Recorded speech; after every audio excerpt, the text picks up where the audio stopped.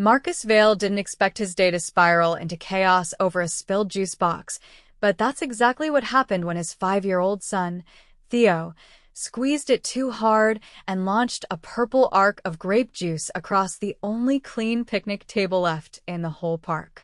"I'm so sorry," Markus said, scrambling to wipe the splash off the table with a crumpled napkin. The woman standing at the other end of the table looked down at her blouse, then back at Markus, her brows raised, but instead of yelling or storming off, she laughed. Actually laughed.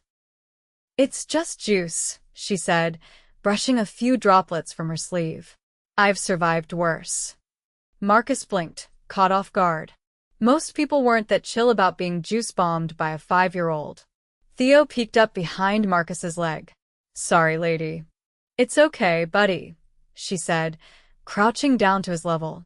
"I've got a nephew who once dropped his entire milkshake on my laptop. You're doing fine." Markus let out a breath and gave her a grateful smile. "Thanks for not ripping my head off." She stood up and extended a hand. "I'm Alessia Ellewood." Markus. Markus Vale. "And this is Theo." She smiled again, and something about it made Markus's chest tighten. It wasn't flirty or fake, it was warm, easy, like sunshine sneaking through the clouds on a hard day. He glanced at the full tables all around them. "Would you, mind if we still shared this table? I promise I'll keep all beverages secured." Alessia chuckled. "Sure. I was just grabbing lunch alone anyway." They sat across from each other, Markus pulling out a peanut butter sandwich and a bag of pretzels from a paper bag, while Theo munched on carrot sticks. Alessia had a sleek, black container she opened to reveal some kind of grilled chicken salad that looked like it came from a 5-star kitchen. Markus raised a brow. "That doesn't look like it came from around here." "Guilty," she said, stabbing a piece of avocado. "I had a lunch meeting that got canceled, so I took the food and ran. I'm just glad I didn't ruin a business deal with grape juice." "Trust me," she said, eyes twinkling, "I've had worse meetings than this." Markus laughed, and it felt good. He hadn't laughed much lately. Between working 2 part-time jobs, trying to find a full-time one with benefits, and raising Theo by himself after his ex left 2 years ago, life had been more about surviving than smiling. "So," he asked, curious, "you work around here?" "Yeah, downtown." "Corporate stuff." "You?" He hesitated. "Kind of between jobs right now. Doing some delivery driving and handyman gigs. Just trying to keep things steady for Theo." She glanced at the boy, who was now trying to build a carrot stick castle. "He seems happy. I try my best." There was something about her, this woman with perfectly styled hair, a salad that cost more than his groceries, and a smile that made him forget how tired he was. She didn't look like someone who'd sit at a public park table and talk to a man who hadn't shaved in 3 days. But she was. They talked for nearly an hour about everything from bad movies to favorite pizza toppings. Alessia never asked anything that made Markus feel small. She didn't give off the usual vibe he got from women who figured out he was struggling. When Theo started yawning, Markus stood. "We should head out. Nap time's coming." Alessia stood too. "It was nice meeting you both." Markus hesitated. "Do you come here often?" He immediately regretted how it sounded. "I mean, to the park." She smiled. "I do now." He grinned back. "Maybe we'll see you around." "You just might." He didn't know why, but walking away from her felt weird. Like leaving behind something that wasn't done yet. That night, while folding laundry in his cramped 2-bedroom apartment, Markus kept thinking about her. About how she listened. About how she laughed. About how she didn't flinch when he said he was broke. He figured it was a one-time thing. A random, kind stranger at a picnic table. But 2 days later, Alessia was there again, same table, this time with 2 coffees and a bag of muffins from a bakery he could never afford. "I thought you might show up," she said, holding one out to him. "Cinnamon apple." Theo lunged for the muffin. Markus blinked. "You bought this." "For me?" She shrugged. Figured you could use a break. He sat down slowly, disbelief swirling in his chest. You didn't have to. I wanted to. They talked again. Laughed again. And it became a thing. Every Tuesday and Thursday for the next 2 weeks, they met at that table. Sometimes she brought lunch, sometimes he did. She never acted like he was less. Never made him feel like he was just some charity case. And slowly, something changed in Markus. He found himself looking forward to those afternoons more than he'd admit. He noticed the way she tucked her hair behind her ear when she was thinking, the way she genuinely listened, the way she looked at Theo like he was the coolest kid on the planet. One afternoon, after Theo ran off to the playground and they were alone, Alessia looked at him, serious for the first time. Can I ask you something? He nodded. Why don't you ever ask what I do? Markus gave her a half smile. Because it doesn't matter to me. You could be a dog walker or a rocket scientist, Alessia. You're just you. She stared at him, her eyes soft. I'm a CEO. Markus blinked. Like, of a company. Yeah. Ellewood and Pierce. We do tech investments. Markus leaned back, eyebrows raised. Wait. That's your company? She nodded. My father started it. I took over 4 years ago. He let out a low whistle. That explains the fancy salad. She laughed, but it was quieter this time. I didn't want to lead with that. Most people treat me different. Markus looked at her for a long moment. I'm not most people. No, she said, voice barely above a whisper. You're not. And in that second, something shifted in the air between them. Something real. Something neither of them could ignore anymore. She reached out, brushing her fingers against his. Markus swallowed hard. Alessia. I like you, she said simply. And I don't care that you're not rich. I care that you're kind, that you love your son, that you make me laugh. Marcus's heart thudded against his ribs. He hadn't expected this, hadn't dared to. But now that it was here, all he could do was nod. I like you too. She smiled, and he knew it was just the beginning. Markus stood in front of the mirror, adjusting the collar of his only button-down shirt. It had a faint line where the hanger had creased it, and the cuffs were frayed, but it was clean. That counted for something. He glanced at the clock. He had 20 minutes before he needed to leave Theo with his neighbor for the evening. Alessia had invited him to dinner. Not at the park. A real dinner. He still wasn't sure how she'd managed to say it so casually, like it wasn't a big deal. I know a place, she'd said. Come as you are. I don't care what you wear, Markus. But he did. Because he'd Googled her company after she told him about it. Just once. Just long enough to see a photo of her in a sleek black jumpsuit at a gala beside a headline that said something about a $1 billion acquisition. He closed the tab before it could get worse. Now, standing in his cramped bathroom, he tried not to think too hard about the fact that he was about to walk into a part of her world that didn't belong to him. Theo tugged at his pant leg. Are you going to a fancy party? Markus crouched to his level. Just dinner, buddy. But you're staying with Mrs. Carlin tonight. She's got puzzles ready, and I heard there might be cookies. Theo's face lit up. Can I have 2 if I say please? Markus grinned. If she says yes. By the time he reached the restaurant, Alessia was already waiting. She stood just outside the entrance, her coat draped over one arm, her eyes scanning the street until they landed on him. He almost turned around. Her heels clicked softly on the pavement as she stepped forward, and then she smiled, and the panic in his chest let go just enough for him to breathe. You came, she said. I almost didn't. I would have come looking for you. You don't even know where I live. I'd find out. He chuckled, shaking his head. That's mildly terrifying. Resourceful, she corrected. Come on, they've got a table ready. The restaurant was the kind of place where the walls were dark wood and the light came from candles and glass spheres. There was no menu, just a waiter who listed off ingredients like he was reciting poetry. Markus sat stiffly, letting her order for both of them. He didn't know what half the dishes were, but when the first course arrived, somehow it smelled like home-roasted garlic and warm bread and something savory he couldn't name. She watched him take the first bite. Good. I don't even know what I'm eating, but yeah. Chestnut ravioli with sage butter. He blinked. Those are words I've never put together. Alessia laughed, but it wasn't condescending. She reached for her wine and tilted her head. Tell me something you've never told anyone. Markus raised a brow. That's a lot for ravioli. I'm serious.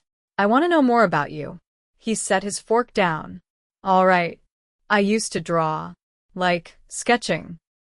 I haven't in years, but I used to sit up late with a pencil and a notebook when things got loud at home.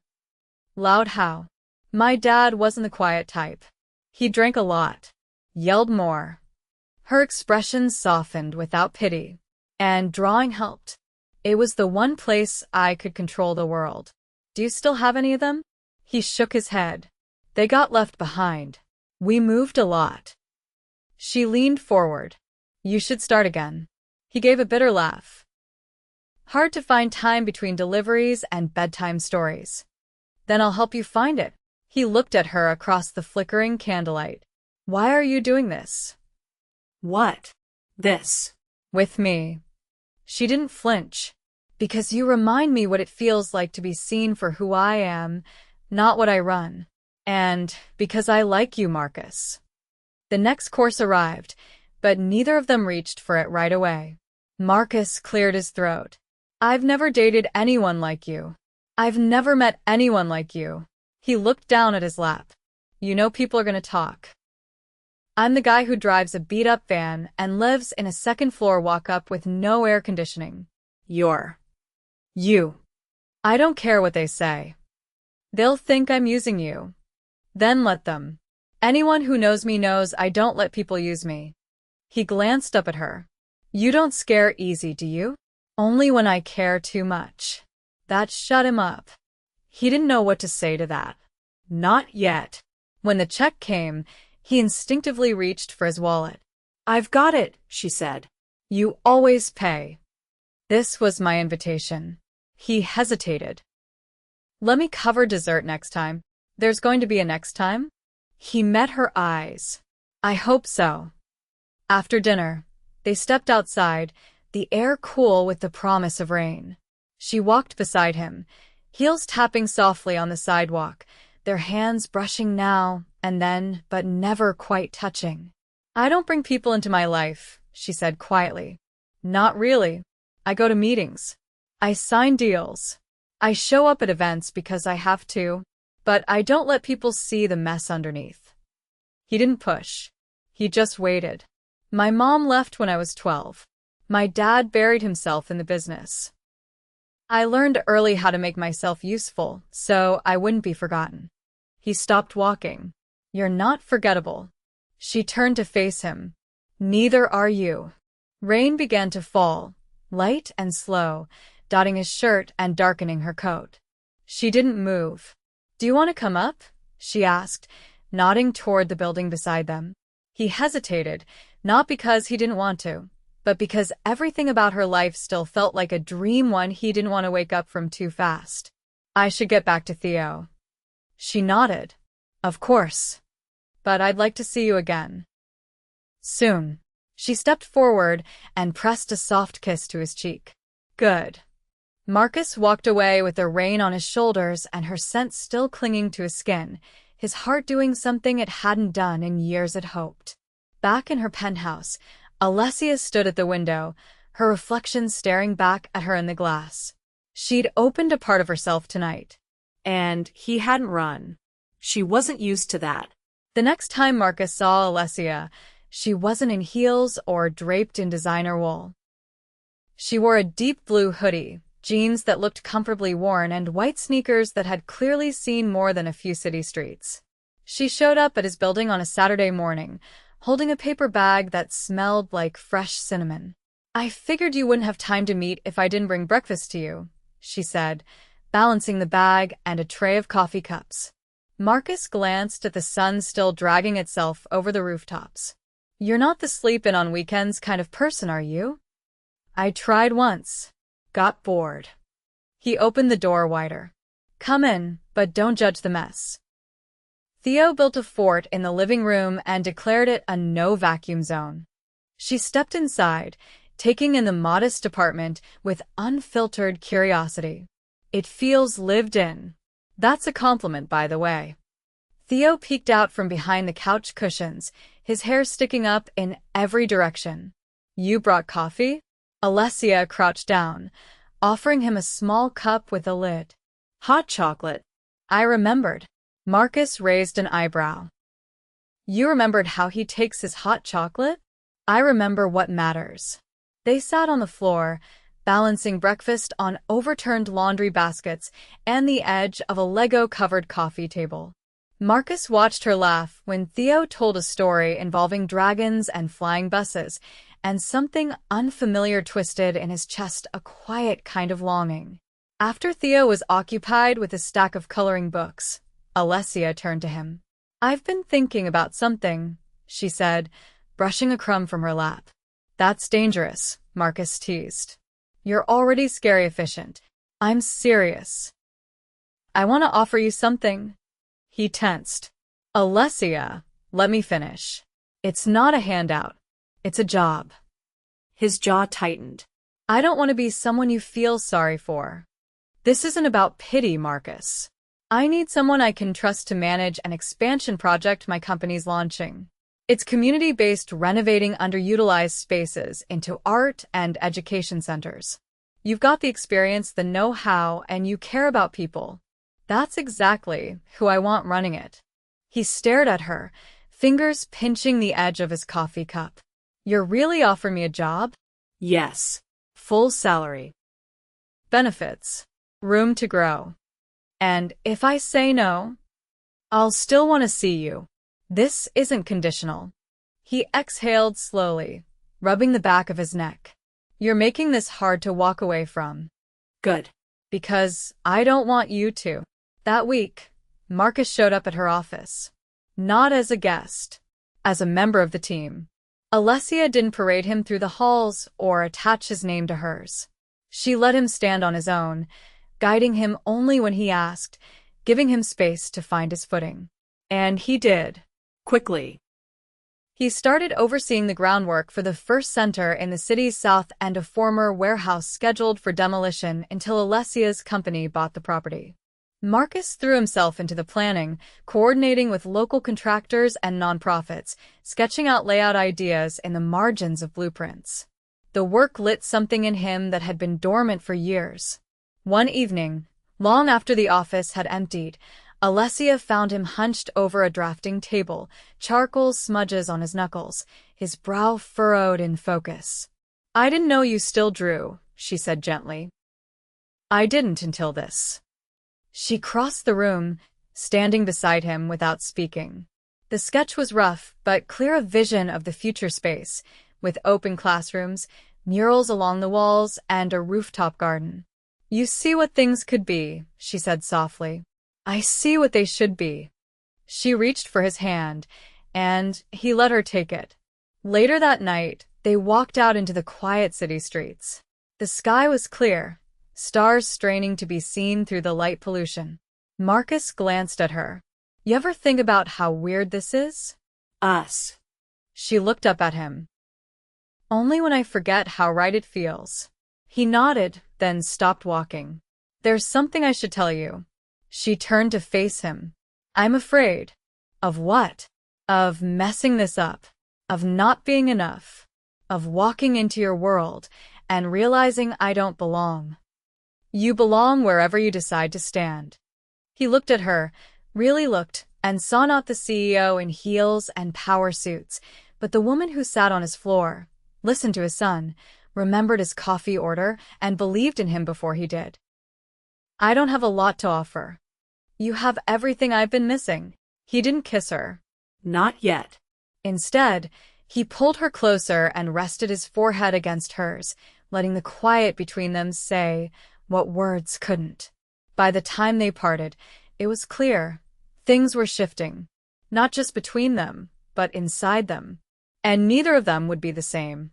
The gala was held in the courtyard of the Vanstone Museum, under a canopy of soft golden light and strung lanterns that swayed gently above the crowd. A quartet played somewhere near the marble fountain, and the sound of clinking glasses and low laughter echoed through the open space. Markus adjusted the sleeves of the tailored charcoal suit he'd borrowed from Alessia's stylist on her insistence, and tried not to fidget. "Relax," she whispered beside him, her hand threading into his. "You look like you belong here." "I'm trying really hard not to knock over a sculpture. You'd be surprised how often that happens. Last year, someone dropped an entire glass of champagne into a Ming vase." He looked at her, eyebrows raised. "Seriously?" "Dead serious. I had to write a 7-figure check and pretend I wasn't internally screaming." He laughed, and the sound helped. It pushed back the anxiety that had been curling in his chest since they'd stepped out of the black car and walked up the stone steps past photographers and murmurs. This wasn't his world, but she was. And she hadn't let go of his hand once. A woman in a shimmering silver gown approached, her expression curious, but polite. "Alessia." "We weren't expecting you tonight. I needed a break from the boardroom," she said easily. "Besides, I wanted to introduce someone." Markus straightened automatically. Alessia turned slightly toward him. "This is Markus Vale. He's heading the Vale Initiative, the new community center project we've launched downtown." The woman's brows lifted slightly, but her smile never wavered. "Ah, the artist. I've heard good things." Markus managed a nod. "We're aiming to open before spring. I look forward to the ribbon cutting." As she moved on, Markus turned to Alessia. "She called it the Vale Initiative? You're the reason it exists. I thought we agreed on South End revitalization." "I changed it." His voice dropped. "You didn't have to do that. I wanted to." "You've changed more than just a building, Markus. You've changed people, including me." He didn't know how to respond to that, not right away. So instead, he led her toward the edge of the courtyard, where the noise dulled and the air felt cooler against his neck. "There's something I've been meaning to ask," he said, facing her beneath the arch of ivy-wrapped stone. Her expression shifted. "What's that?" "You ever think about what this looks like from the outside?" "All the time. And I let people assume what they want. It doesn't change what I feel." He hesitated. "I'm not rich. I don't have a last name that opens doors. I still get weird looks when I walk into places like this." "Then let them look. I don't need someone who fits into my world. I need someone who makes it better." He exhaled slowly. "You really mean that?" "I don't say things I don't mean." He took a step closer. "Theo asked me yesterday if you were going to be his stepmom." She blinked. "What did you say?" "I told him I didn't know. That I hadn't asked you yet." Her voice was quiet. "Is that what you're doing now?" He nodded once. "Yeah." "I am." She stared at him like she was trying to memorize every part of his face. "You're serious?" "I've never been more." "You don't have a ring." "I know. I didn't want to pick something you'd pretend to like, just to spare my feelings." She laughed softly. "Then what are you proposing?" "That we build something real. Together. That maybe we get married in a park picnic style with Theo in a tiny suit and a chocolate cake, and maybe one day we look back at a spilled juice box and realize it changed everything." She didn't cry, but her eyes shone in the light. "Yes," she said simply. "Yes to all of it."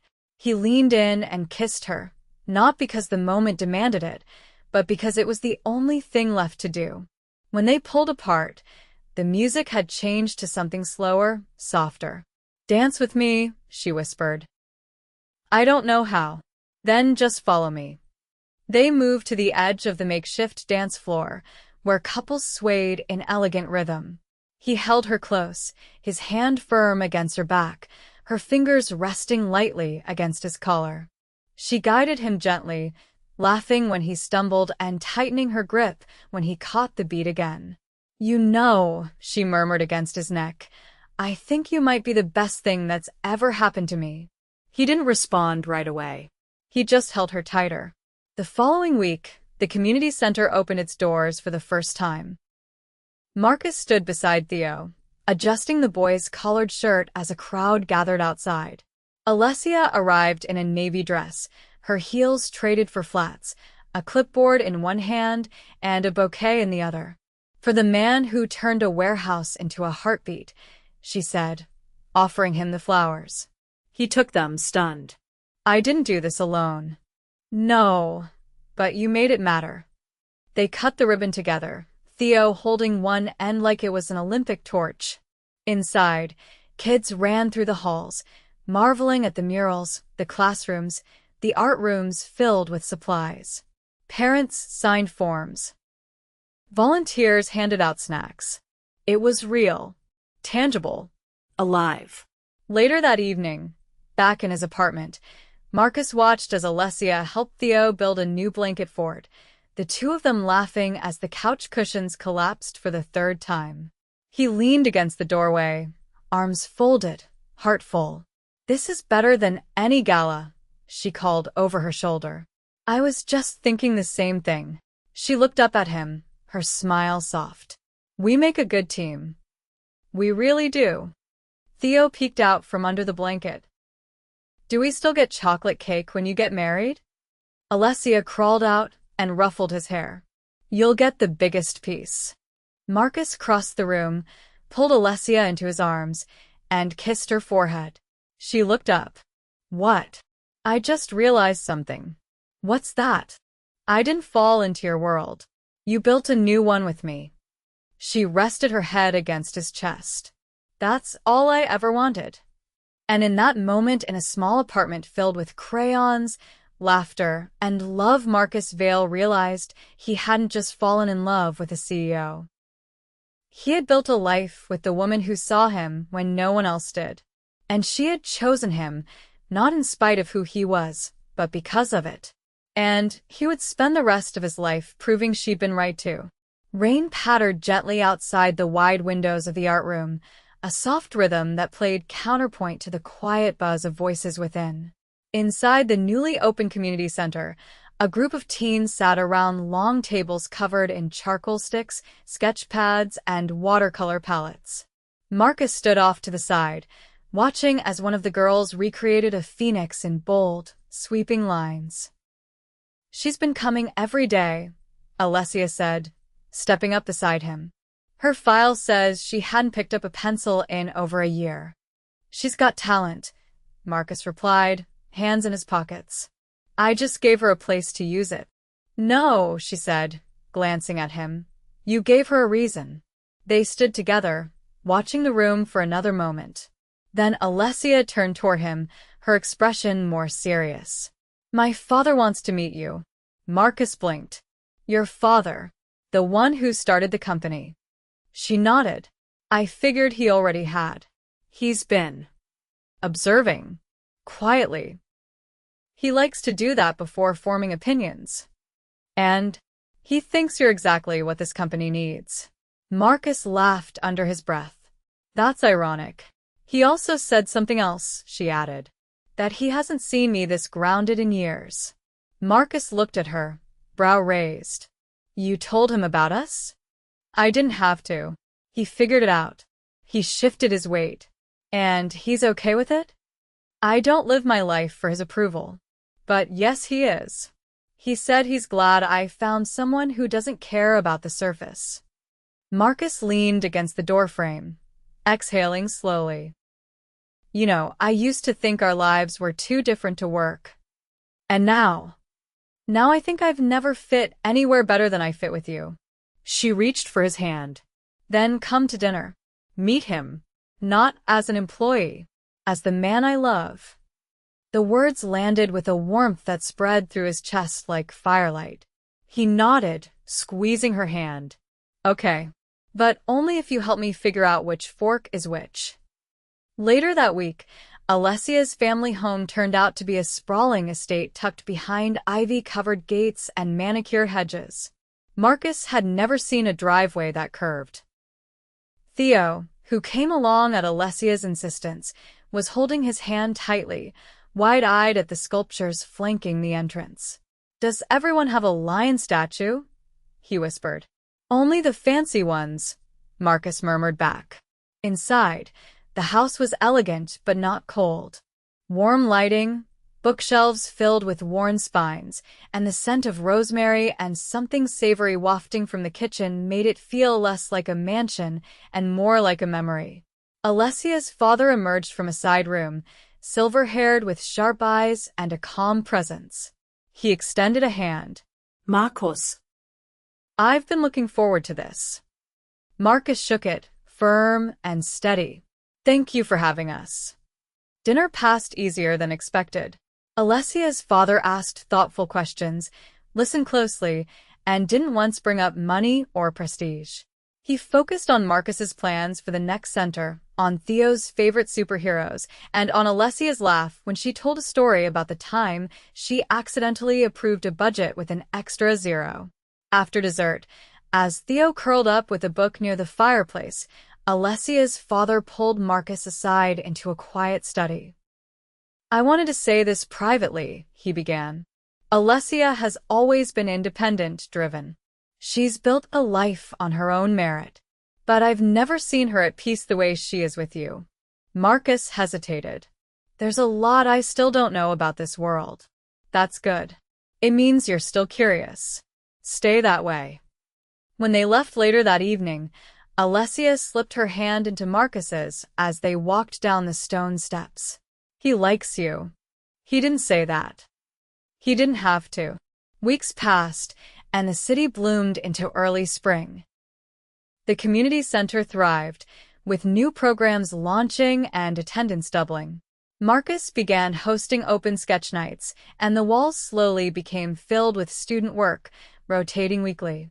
One afternoon, as he was hanging a new batch of portraits, Alessia arrived with a long, narrow box wrapped in gold paper.